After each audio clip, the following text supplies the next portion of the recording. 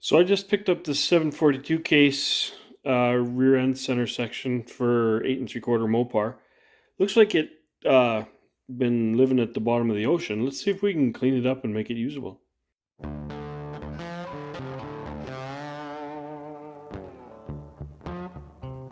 Now there we got a 410 ring and pinion to fit in that 742 case. Got a 7290 yoke.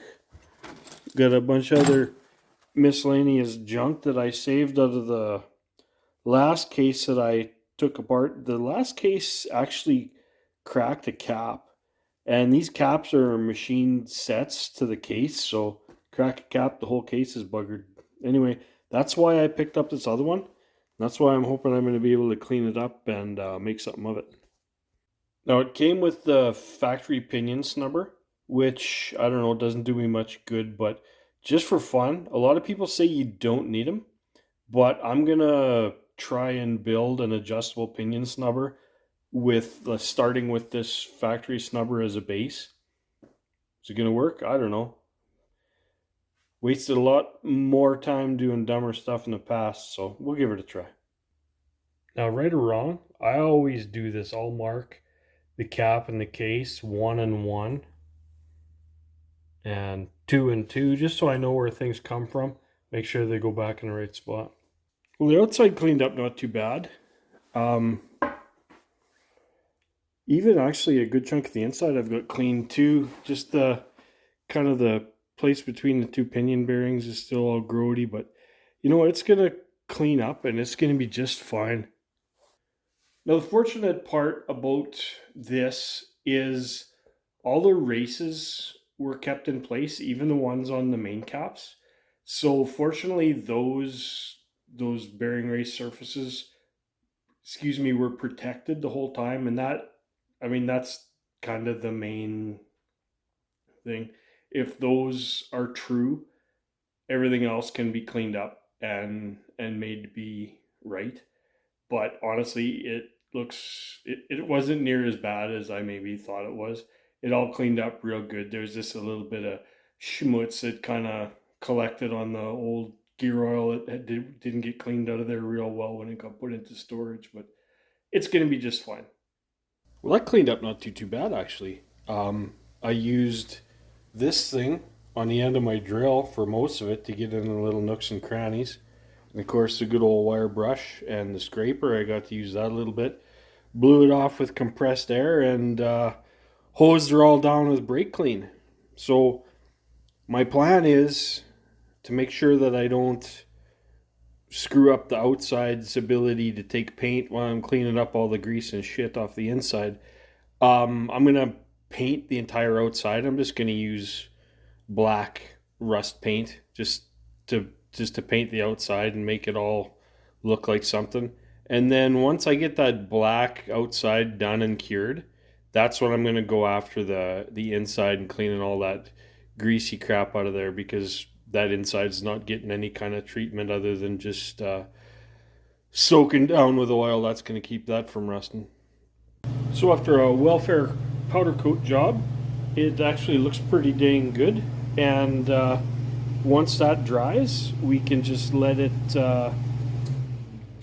harden up a little bit, and I'll be able to clean out the inside of it real good and be ready to build. Now, somebody at some point with this case had a really bad day. You look at that, this thing's obviously been blowed up at one point, but the beauty of it is we took measurements with the caps and everything measures out right. Like, that's got to be the quite possibly the toughest part of the case to receive damage, and like the caps and everything all look perfect, so I'm sure that this not gonna cause me any trouble at all.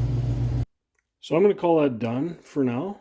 um, Obviously, before a guy starts to put it together, I will give it a real good clean on those races and whatnot again, and make sure everything's tidied up and fix all the screw ups on my former perfect paint job.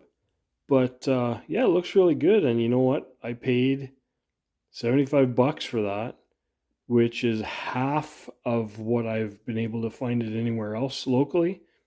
So I'm going to say that's a score. One thing I really want to mention is a person wants to make sure that the oil passages from the main body up to the pinion bearings, there's two of them. Make sure you get those clean as a whip too, because anything in there, even though it's not like it's a high pressure oil way or anything like that, but sure as shit you're gonna wash a bunch of junk into your nice clean bearings if you don't get that super ass clean. So make sure that gets nice and clean.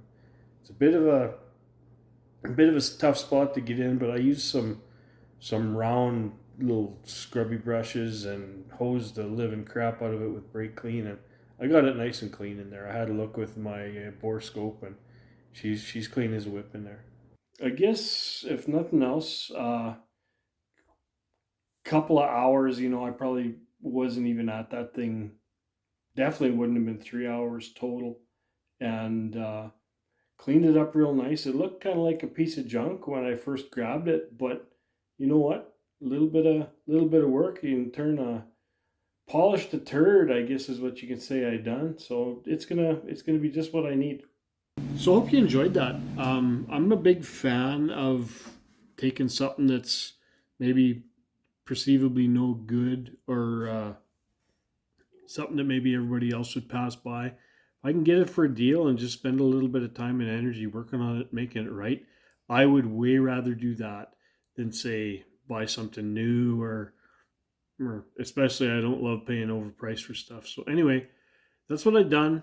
Hope you guys enjoyed it. Thanks for watching.